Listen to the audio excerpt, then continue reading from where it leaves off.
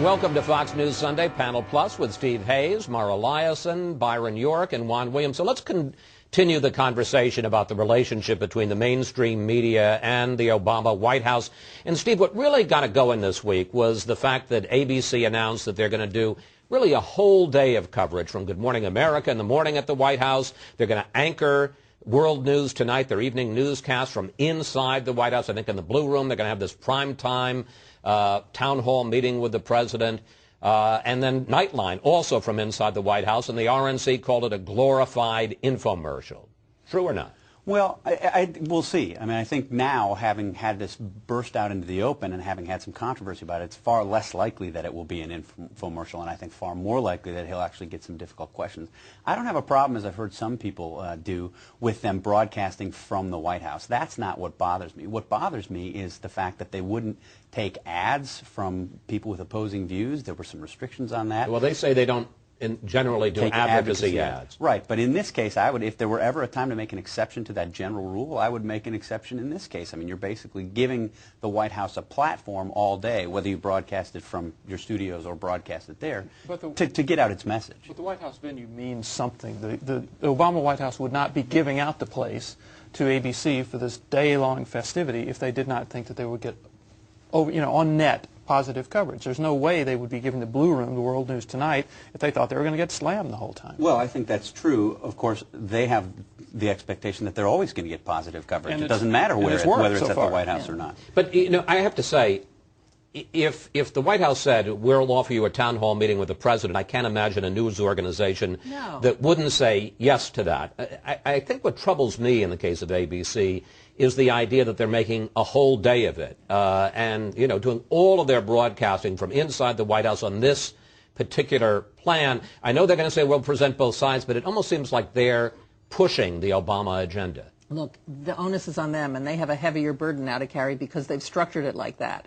They have a kind of an extra burden to show that they are presenting the opposing views. I don't know how they're going to handle the town meeting and the questions, but we'll see how balanced the coverage is after it happens. Juan?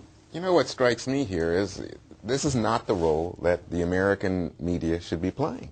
Clearly, there's a terrific advantage to being in the White House, to having access to the president. You're going to make a lot of money doing it. You're going to get the numbers. But where is the critical aspect? Where is the challenge to say what exactly is the president doing? How is he doing it? How is he changing our country? Where are all these questions?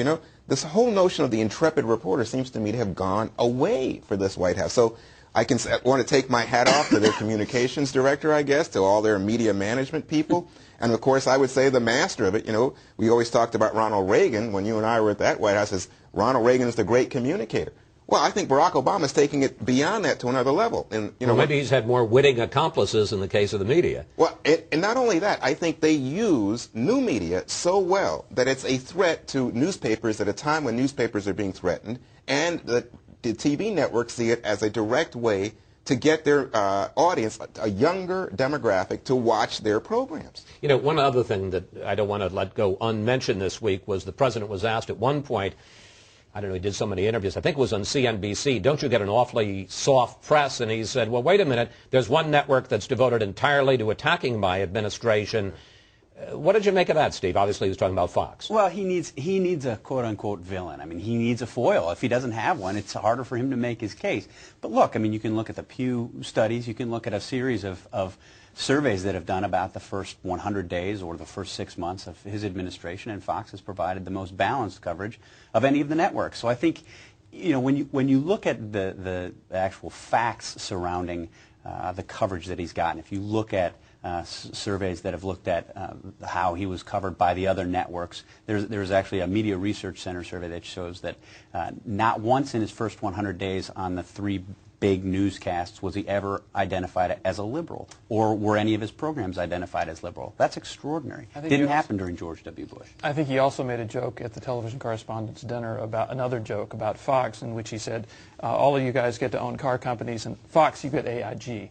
So he's using it. It's a very effective foil for him. I do believe surveys also show that Fox has a more ideologically balanced audience than the other cable networks. More Democrats watch Fox than Republicans watch MSNBC, same for CNN. Incidentally, let me just, as a postscript, say, while I think that the president showing, or rather NBC showing inside the White House with the dog and going out for hamburgers was a big ratings boost, I'm not sure the town hall meeting on health care is going to be such a winner. But we'll see. To be continued. Thank you, panel, and we'll see you next Sunday.